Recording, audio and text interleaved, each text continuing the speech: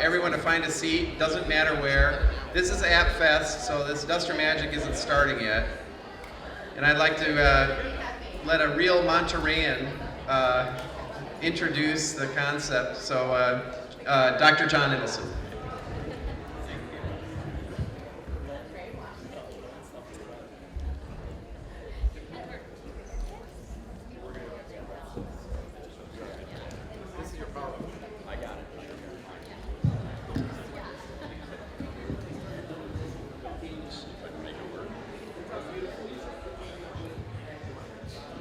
Good afternoon.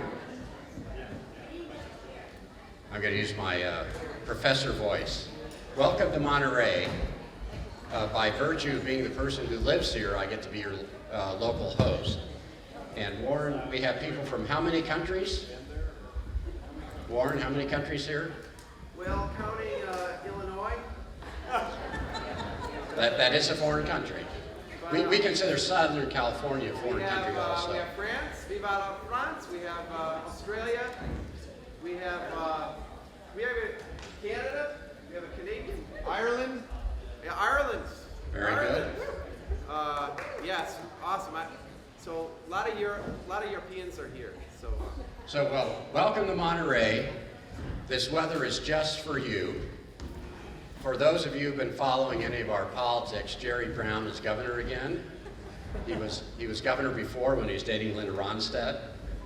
Things were better then. So we're really glad you're here and hope you'll spend money. Help our taxes. Anyway,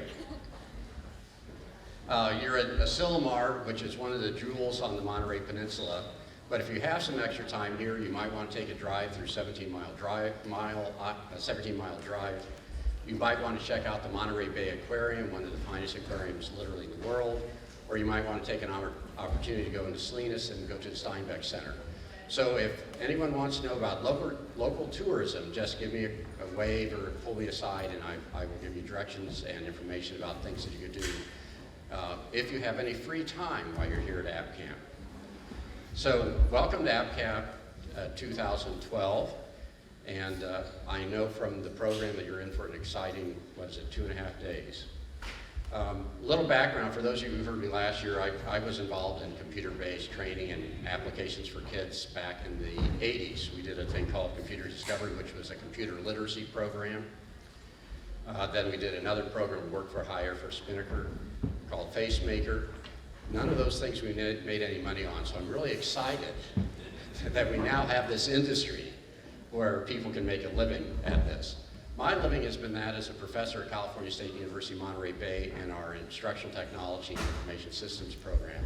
I'm a professor emeritus. That means I get a free parking pass and don't have to go to faculty meetings. Had I known that was the deal, I would have gotten the professor emeritus sooner. So I had one 15 seconds of fame. So very stupid. All right, our first audience award, not you. Our first audience awards for the best impression of a celebrity. And the audience goes to the person in seat 5D for their impression of Steven Spielberg.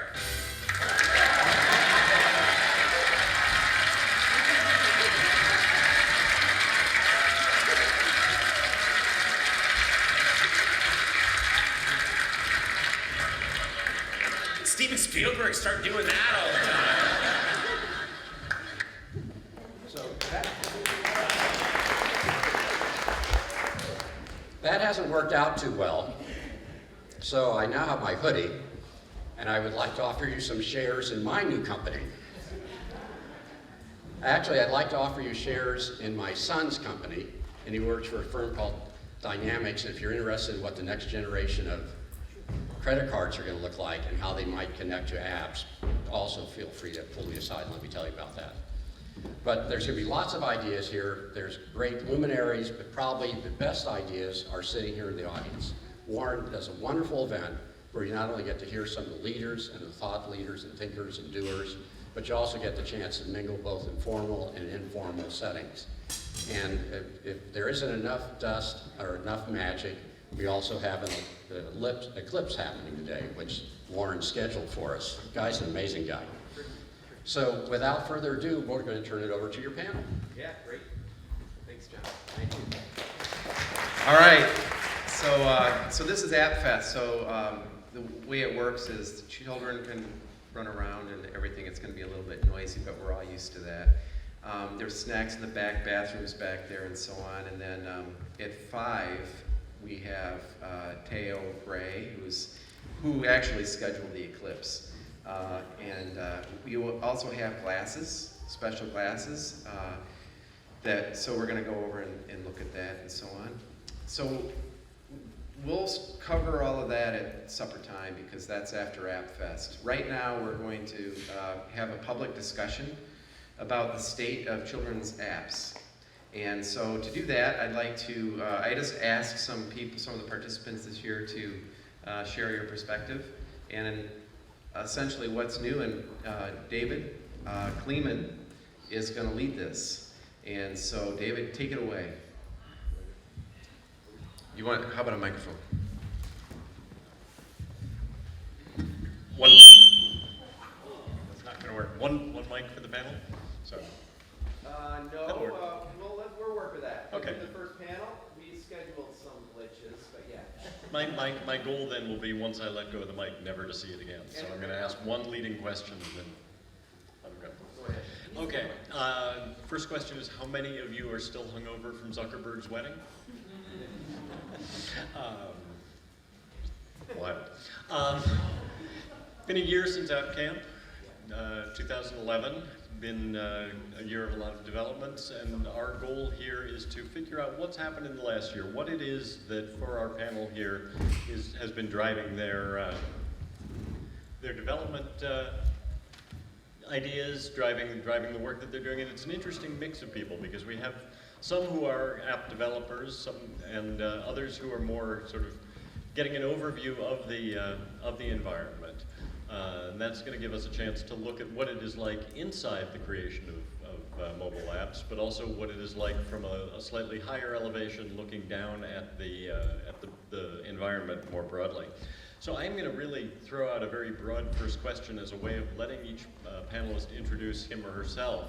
And just in the context of the work that they're doing, let them tell you a little more about what they're working on now and what they see as the biggest changes from last year. And what I'd really like you to do is just going straight down the line and briefly as possible so that we can get in as many questions and discussion as possible. What it is,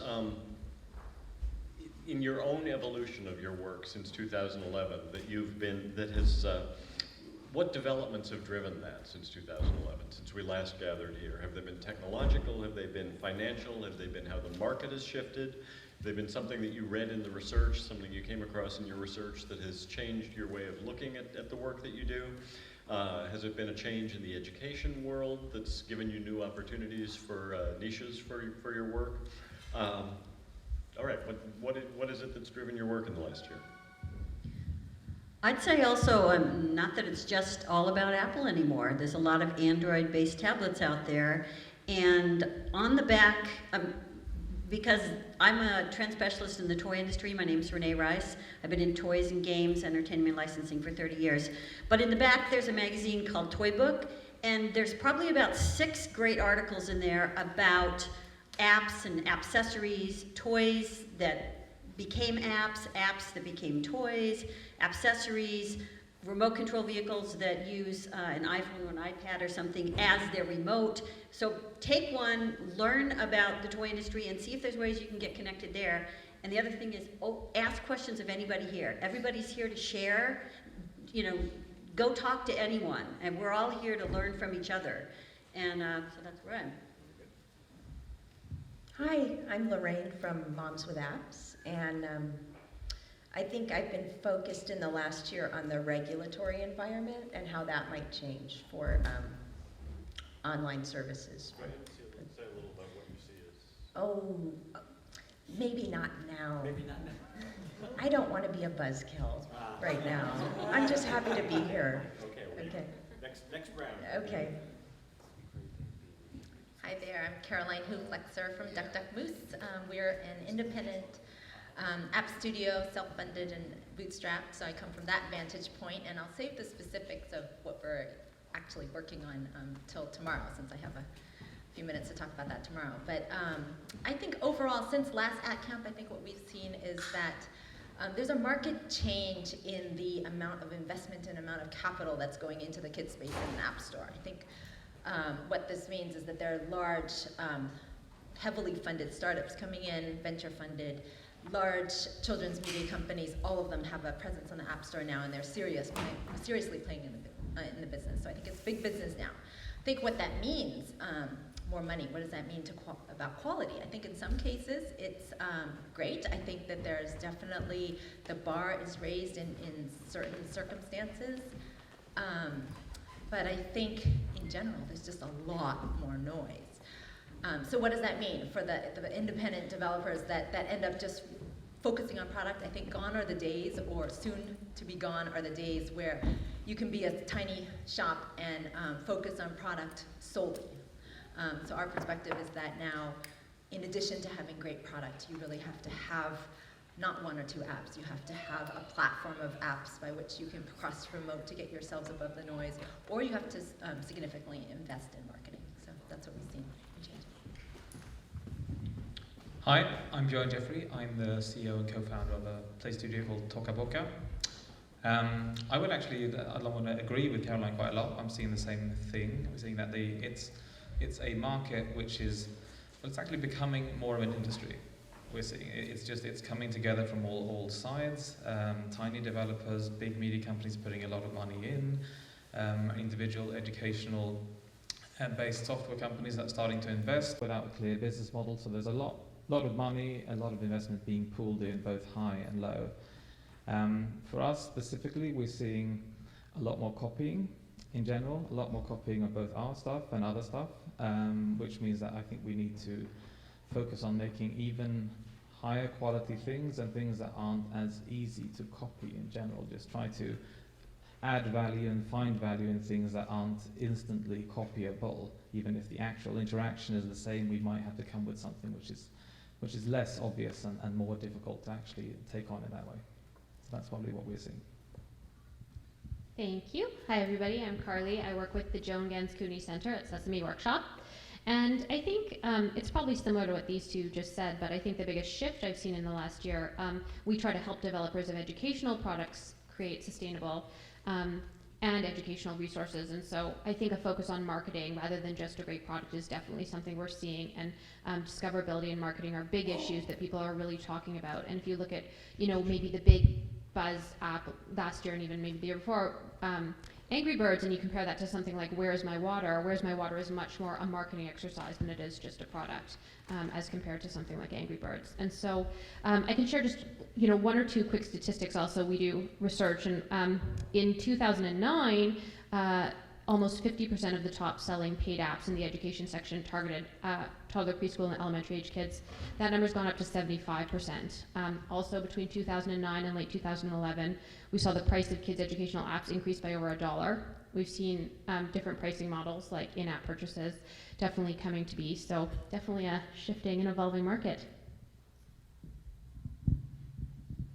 Thank you. Good afternoon. Michel, Kripalani, Oceanhouse Media. I'm awfully close to this speaker, aren't I? Yeah, I don't know. It's big. To echo a lot of what I've already heard, I think this year, in the last year, there's been a lot of competition, a lot of people coming in, a lot of big media companies, a lot of big brands coming in, and a lot of folks just wanting to play, but not necessarily having a solid business model to figure it out. So I agree with all of that. In terms of what we've been doing, we've been investing in our infrastructure. We've been investing in a lot of marketing, and it started as a company in-house, and now we've grown up, and we're kind of putting in all the foundation stones that weren't there before. So for us, it's been a year of really putting in all the foundation pieces. And in terms of where we're going and what we're looking for, I think there's some really interesting developments coming. Android was very interesting this last year. I think Amazon did a fantastic job with the Fire, and I guess I'll talk more about future stuff either later on this panel or in my talk tomorrow. You took all my Zuckerberg jokes, that's all I have to say. The wedding, the IPO, I mean, I was gonna wear my hoodie.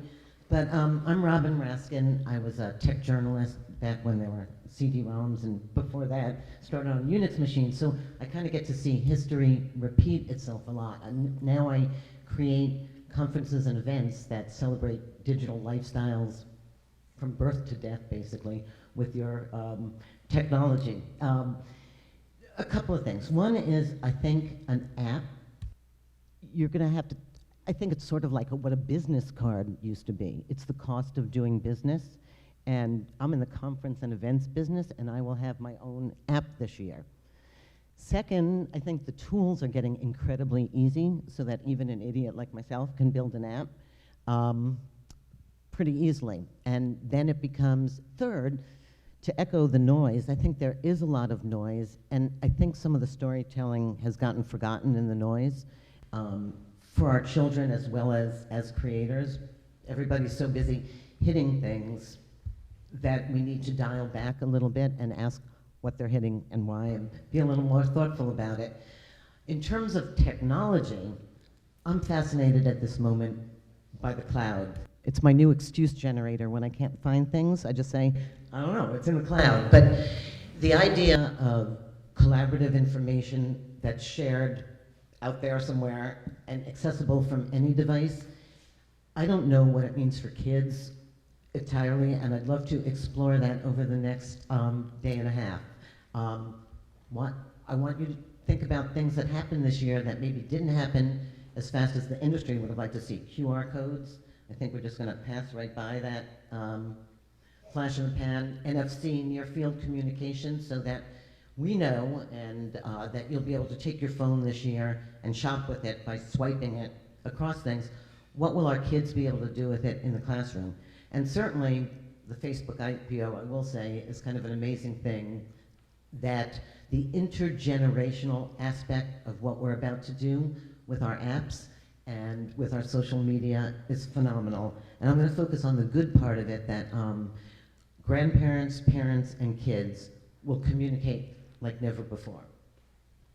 I want to come back to the thing that's come up a couple times here of the amount of noise out there.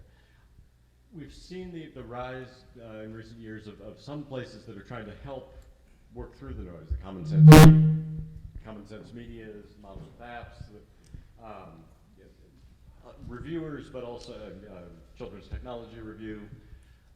Is that helping you from the outside? Is that cutting through the clutter, or do parents know to go there? Are parents finding their way through the clutter? How are they analyzing what's quality and what's quality for their kid?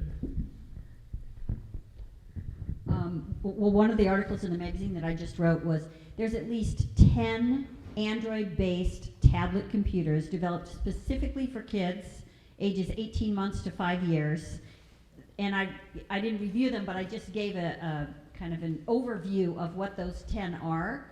And, you know, Warren has also written articles for New York Times and for Children's Technology Review on some of these. So the world is changing. By this holiday season, it's going to be a real game changer. People are going to be buying tablet computers for their kids, specifically for use for their kids, age-appropriate apps and content for their kids. It's going to change things. But do they know what they're getting? Do they know how they're choosing among all those devices? And then once they've got the devices, then you've got to load them up with content. Right, and some of them come loaded with content and curriculum and parental controls and all that. And some of them have, you know, reviews. But I think there's a lot more reviews that can happen. And I was just going to add, I think, I mean, I don't know if anyone's mentioned Common Sense Media's recent educational rating system. I think that's something that definitely, when you look back on the past year, is something to think about. That being said, you've got something like the American Academy of Pediatrics releasing their, you know, revised statement on when to use an app. So I think there's a lot of confusion and a lot of media storm, but you know, I don't know, Lorraine, if you have something to add. What I still see confusion with the parents. You know, this is a new market, and well, it's not new to us, but they're putting things on willy-nilly.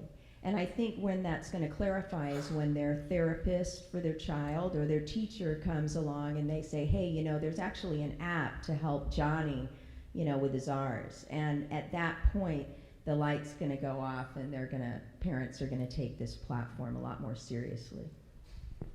Yeah, I would just add, we used to call it shovelware in the CD days, that you would put, and that's just what you're seeing. So take a look at Curio. It's the new tablet from Technosource. It comes pre-populated with 4,000 apps, parental controls, and a unique screen and shell for your child. And it's shovelware. Your child will use how many of those apps? 3, 4. And I think you, just even in your adult life, see that you're getting app weary. There's a limit. App overload. Yeah, I think app weary and app overload are great terms on it. I think we're also dealing with a time right now where a lot of parents are fearful of downloading bad apps. I mean, even wasting $2, $3 on a bad app, or wasting money on something that's not appropriate for the kids. So, I, for one, as an app publisher, am really, really looking forward to any kind of system that's going to help parents either filter or curation or anything like that. Because right now, it's a mess. And I think what parents are doing in a lot of cases is just standing back and not really being as involved as they could be. And then the kids that are, they have enough control over their parents that they can, they have access to iTunes or whatever, and a lot of those kids are just downloading the games. So I think specifically in books and education, we're in this really weird spot where it's not easily getting out to the folks that need to know about it. Bjorn or Caroline, do you want to jump into that at all? Sure. I think there's quite a few initiatives that are promising, but they're not really giving any volume. I mean, we're still competing in categories which have a lot of adult content, or not adult, but non-kids content at least. And they're using different tools than we're using. So if we place anything in entertainment, if we place anything in education, which is not a specific kids category, even if it's highly filled with education, we're competing with a lot of apps which use completely different tool sets than the type of things that we're talking about here. These sort of go-to sites or go-to apps to sort of help steer parents in one direction or another.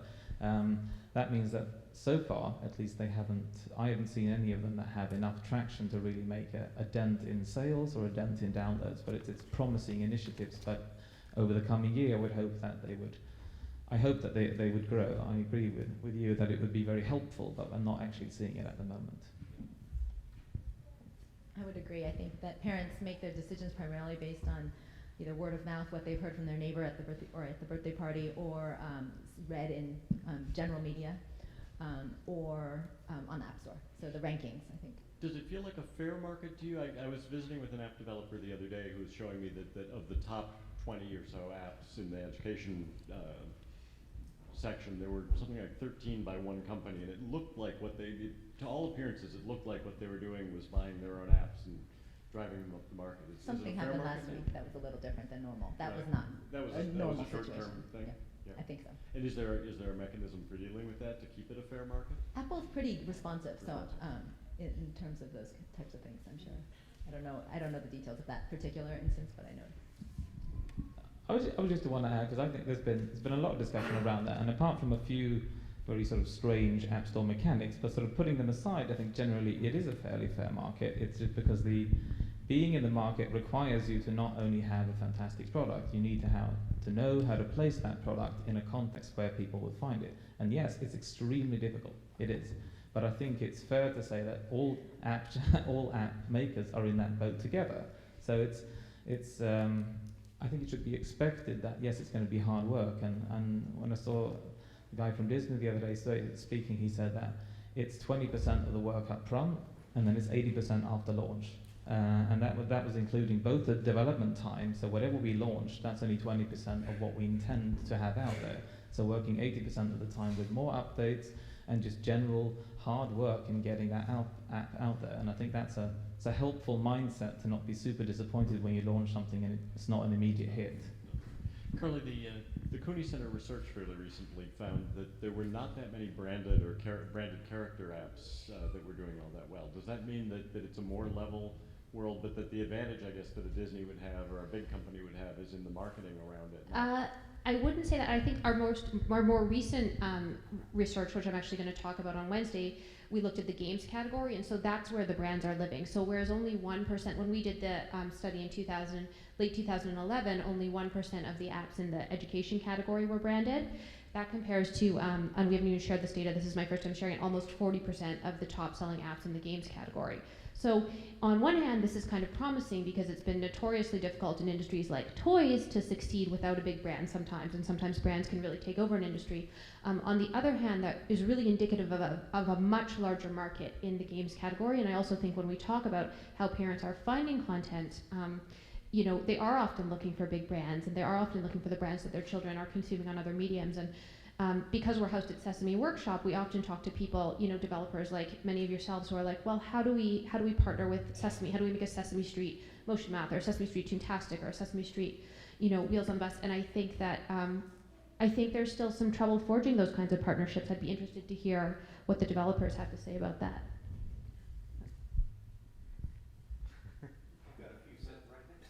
Yeah, who don't seem really eager to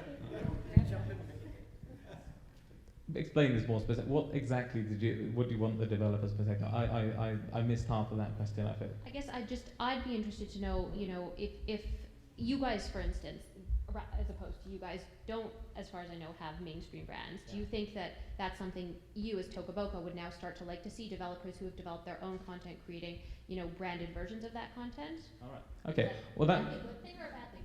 Okay. Well, then I understand it completely. This we've been super clear on this. It's been very distinct from the beginning that we wouldn't do anything with separate IP. There's a few reasons for it. Partly, I think it's you turn into a contracting relationship, which is not necessarily a great business. That's one of them.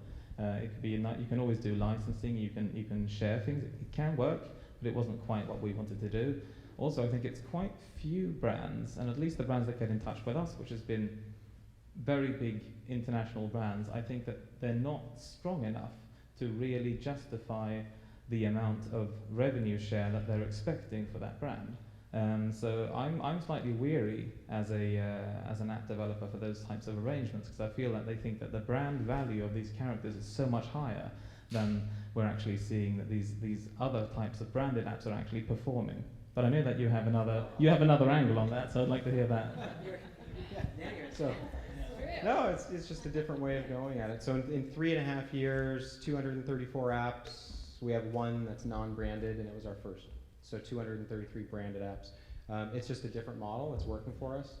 But it's more than just the brands in our case, because we actually take the content as well, and we adapt the content. We're doing a lot of kids' books, for those of you that aren't familiar. So it's just a different way to approach it. You know, pros and cons to both sides. Yeah, but we don't do any contract work. So to your first point, I agree with you. Contract work based on brands can be a death blow to a company, and a lot of people are doing that, and we won't do that at all. And can I just add, I also agree with you, and I think that you're right. I think a lot of the big brands are thinking, well, we'll just hire a work for hire to do our content, rather than seeing the true value in what, you know, the innovation that's happening with developers. And I hope that that's something when we revisit this conversation a year from now that maybe has changed, because I totally agree with both of you. Is that a little bit of we don't know how to approach this market, so let's go to the people who've been successful and see if we can just get them to work for us?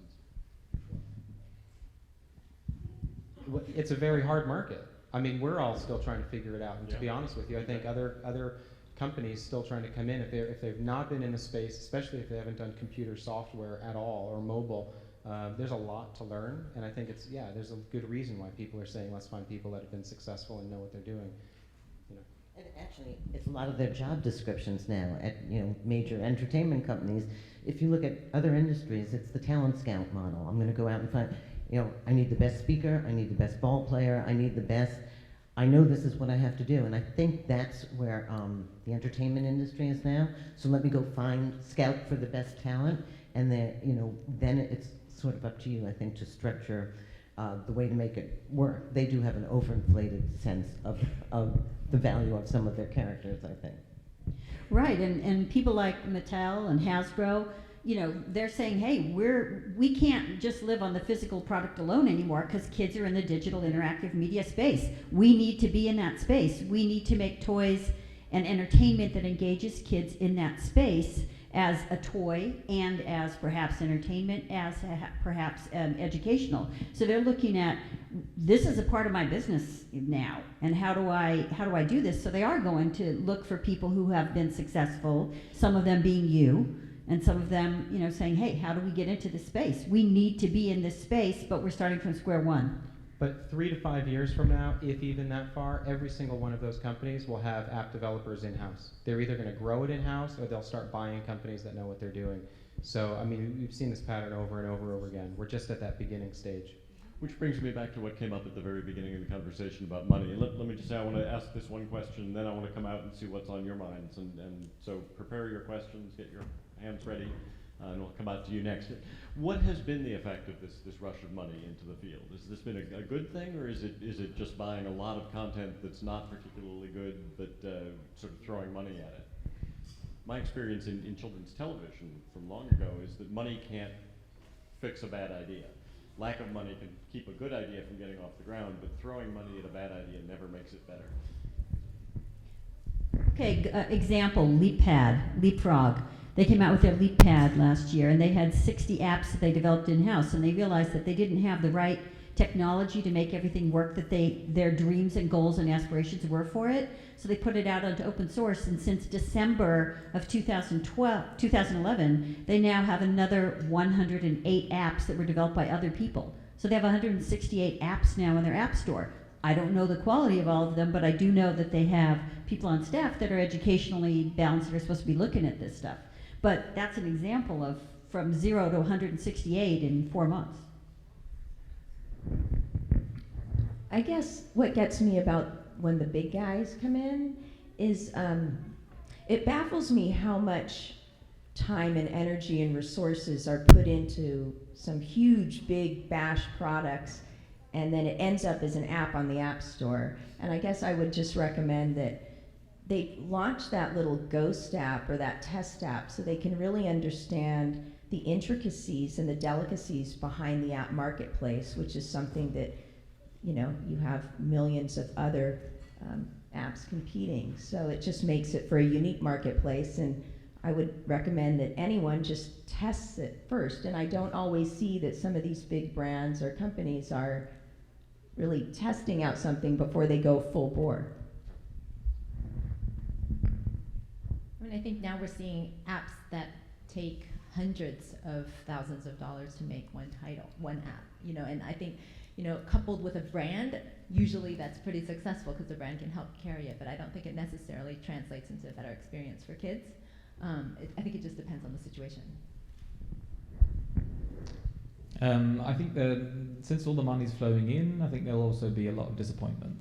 I think there's been major dollars being spent in this market with not sufficient amount of experience or sort of depth of understanding of the app stores. I think it's going to be a lot of disappointment, which in turn should lead to a big consolidation. I completely agree. There will be major insourcing over the coming few years, which means that then they might actually become a force worth reckoning with, these big companies. But at the moment, we're at an interesting time where, for the toy industry, for instance, the revenue that's coming from this is so small in comparison to their physical business that they don't really care about it that much. This is a perfect time for us.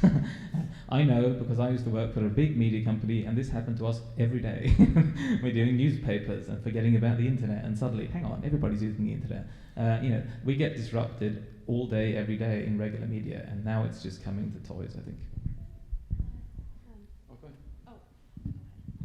You know, all I was going to say is that at the end of the day, again, 2-3 years from now, the people that have figured out their business model and are making money, and there'll be a large number of them, will continue doing it. And folks that have thrown a lot of money at the wall and it's just not sticking and not going anywhere, they'll eventually exit the space. And we saw the same thing in CD-ROM.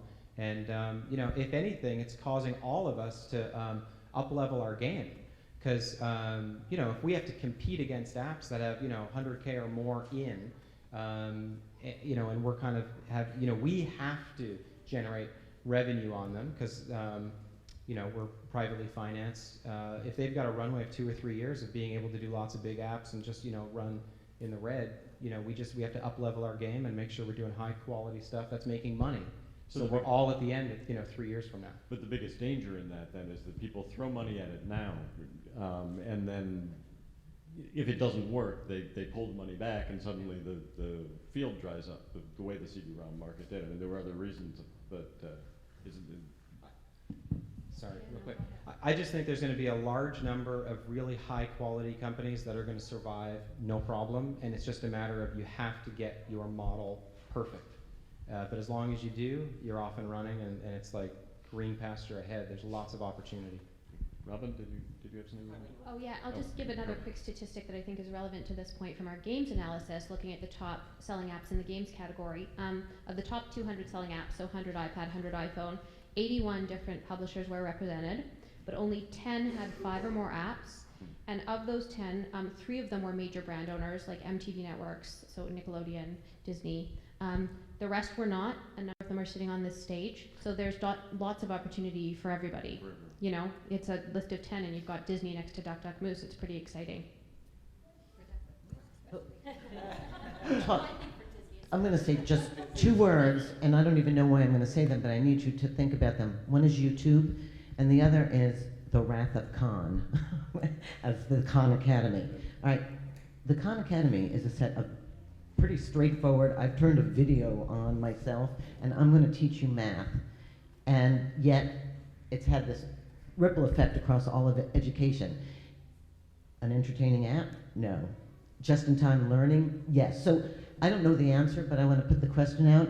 And when I look at kids, the thing that they love more than any app in the world is YouTube. And because it's constantly refreshed and constantly a surprise and constantly a delight when it's at its best. And I don't know how you tap in, but what gratifies me about the conversation here and that I had earlier is that everybody's starting to think bigger than just their app, about a platform, about Mark's words being continued from title to title, Duck Duck Moose, your stuff, certainly your stuff. I mean, that you're starting to see a vision for something that's more than just, what do you call it, a one-app wonder? Let's find out what's on your minds. Anyone have a question for the panel? Yep. I'm curious, how do you see the school market come in for this year? Do you think this is a year where we're starting to see a significant volume bought by schools, or not yet? Question is about the school market, if we're about to see significant volumes coming from schools. I can start to talk about it and then pass it over. And I wish I could say that I did think so, but I don't think so. I think that to hang your hat on solely the school market right now is a very difficult thing to do, at least from the developers that we've talked to and our partners in our Games and Learning Publishing Council work through the Cooney Center. I do think there will be a day in the not too far future where you can, and I hope people will continue to work on it. But from what we're hearing, to be sustainable in just that market is very difficult because of access to the devices. Yeah, I think that's valid. I agree with that 100%, but I also think that if you can look at the school market as ancillary to what you're already doing, in our case, that's what we're doing, we see it being a huge boost this year. We see a lot of schools investing a lot in iPads. I'm from San Diego. The actual suburb is Encinitas, and I can tell you that they've just purchased 1 iPad for every kid, 4th through 6th grade, and they're even doing a trial run down in kindergarten. And we're in there and we're talking with the teachers and talking with the kids, and I just think it's going to spread like wildfire this year, next year, and the year after that. But like what you're saying, it can't be just about schools this year. But that's exactly what we're hearing. Like make it part of your market and target both for now, and then in the future I think we'll have 2 markets for sure.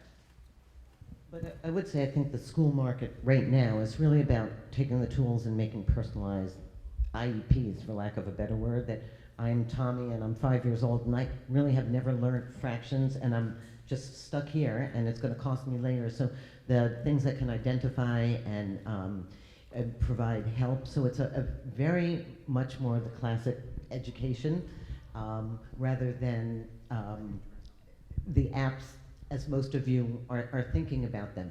But the school market is going out to consumers this year in a big way, the K-12 guys. So think about things like, where's John, like the SRA or like, what was it? One that taught your kids remedial. Anyhow, you will see the school market go to consumers more than the consumer market go into schools, I think. I can share an anecdote. Hi. When we started Moms with Apps 2.5, 3 years ago, I was trying to get in front of my teachers to tell them about the iPad or to get their feedback on some apps, and they didn't have much time for me. I'm in the public school in Redwood City, one of the lowest funded public school districts in our general area, actually. And this year, the teachers are coming to me a lot more proactively and are acquiring apps, just iPads out of their own funding, and they're finding ways to get it integrated. So I see it on a grassroots level. It really made a difference to me. And I know some developers in our group who are actually being looked upon in their school districts as knowledge experts for the iPad. So I feel a shift. I feel that the school market is gonna mainstream with tablets, even at the public school level. I just want to break in here. We have right now some of the brightest minds on the stage and also in this room. A lot of you should have been up here or could have been up here. I don't want us to think of the experts and the non-experts. That's not what this is about. I want David, if you could lead us a little bit in sort of a town hall on kids' apps. You beat me to it because my next comment was going to be that if you have something to say, it doesn't have to be a question. You can challenge what you've heard from up here. You can add points. Yeah, don't think it's like the traditional thing. Break it down a little bit and say what's on your mind. From Ireland. We don't do town hall politics in Ireland. So I really have a question rather than a contribution. Robin said something interesting about YouTube and kids on YouTube. So I have a question for those who have developed and put apps out. Do you have any idea how long kids play with the apps before they say to them, say, Mom, I'm bored, get me something new?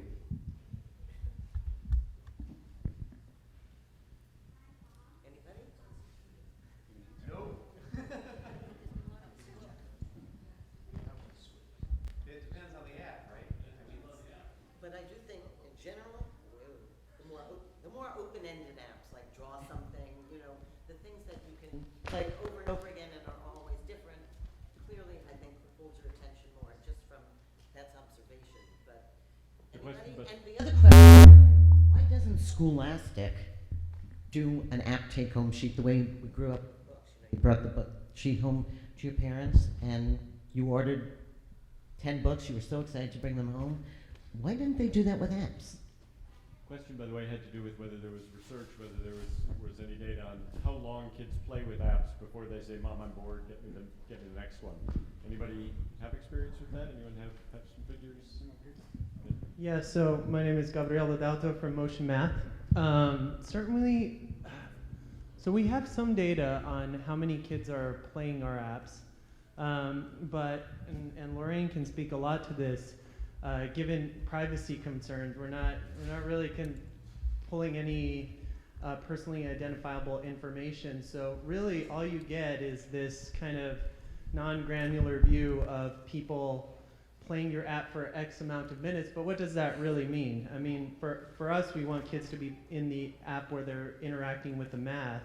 But are they putting it down because, you know, Mom gave them the phone and then pulled it back because she was ready to take a call? Or is it because they're driving, they're saying, I'm done with it, I'm bored? Moreover, I think one of the biggest play patterns I've seen in user testing is really that the app, the way kids interact with apps is that they actually go through a bunch of different apps. So they'll play one for 2 minutes, play another one, go back to the first one after exploring the ones that they know, and just kind of keep making that circle. So does that mean that they're bored with it, or does that mean it's just an entirely different play style that apps afford? Darren, I think we also had someone at the next table down. The other thing I'd like to add to that too is I think a lot of times we take the game model to education and we think the same things are important. And so a lot of times we're, you know, a game model, you're like, is there replay? Are they playing it over and over and over and over again? Sometimes in education, the success is, did they actually learn it? And if they did actually learn it, maybe they're ready to move on to something else. So it's just something to keep in mind when we're doing educational stuff.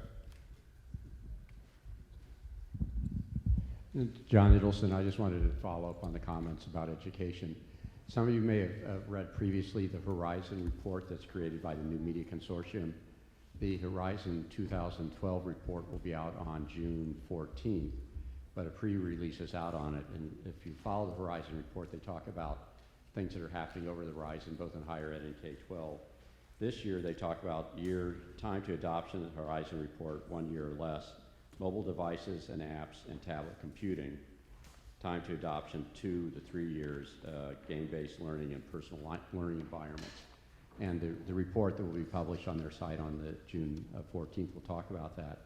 I think the speed at which the education market, the formal education market, will adopt what we're doing is going to happen much faster as the common standards or common core standards come out and the changing of testing. So in 2013-2014 school year, we're going to be moving from paper-based testing to some sort of device testing. It's going to look probably like a tablet. And there's 2 major consortiums working on that. 48 of the 50 states are in one or the other consortium. And so I think when you start seeing that change happening, the state of California has an educational task force right now with the superintendent of education, and they're working on the infrastructure to make it possible to do the testing within the schools. And it's amazing that same infrastructure is going to support all the tablets and apps that you're talking about. Got about 4 minutes left. Just time to get one more good discussion going here. Can you reach across there?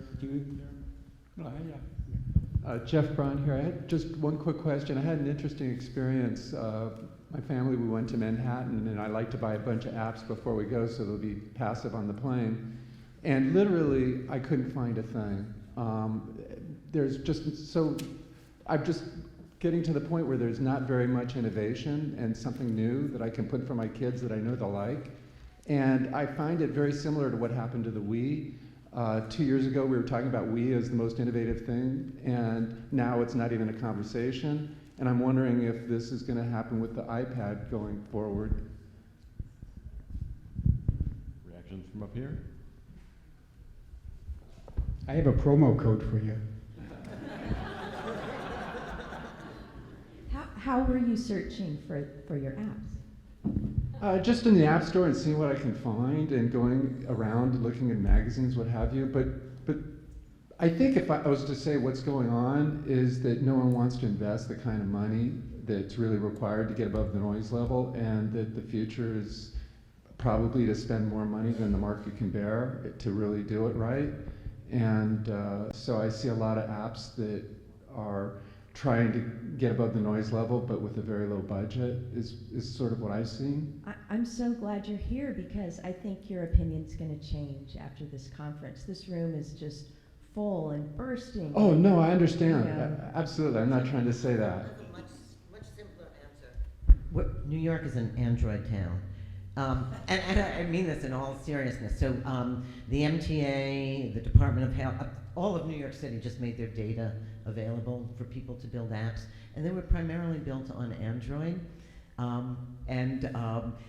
won't say they're as beautiful, but if you want to know where a toilet is in New York, or what time the bus is going to get there, or just about the restaurant ratings, the crowdsourcing, it's I really do think there's a sort of different gestalt going on, and it's less pretty. It's just like New York, less pretty, really down to dirty. I'm not saying that they're not finding, my children aren't finding anything, but now it's turning into Hulu and Netflix and YouTube and Spotify, and it's consumption of media, and the apps are almost going to the background. And what the 10 and 14. Yeah. And it's those tools, and I'm going to go one further. You need to make younger kids. I'm going to go one further, that in education, after figuring out how to do tests on your tablet, they're worried about how to integrate Facebook and Twitter and collaborative learning more than they're worried about the apps market now. I'm just going to go out and say that. In our analysis of the games and the education categories, there's a decrease with age for the percentage of top selling apps. So it's highest for toddler preschool, and it goes down. The lowest point in the graph is in high school, and then it goes back up for adults. So I definitely think when you think about opportunities, when you look towards older kids, I think there's a lot of opportunity there. And elementary did see really great growth according to our research in between 2009 and late 2011. So there's hopefully going to be more there. It actually mirrors, I think, some of the other technologies and streams in kids' lives. That there's a lot of diversity at preschool, and you get to the older television programming in particular, and it starts to get a lot. Right, which is ironic because it's the opposite in terms of usage and access. So you've got the kids who are using it the most have the least. Well, part of the problem is that content you start to have diversification of interests and of abilities and needs and all that, and it's very hard to do that. I think we're going to have to wrap this up, unfortunately. I know that, but the great thing is this was just the first panel of 2.5 days, so we really have a lot of time to bring out the things that you didn't get a chance to raise right now and to explore the things that we did raise in more depth. I think we have about 5 minutes before the keynote talk, so turn to the person next to you and talk for a bit, keep the themes going, and we'll be back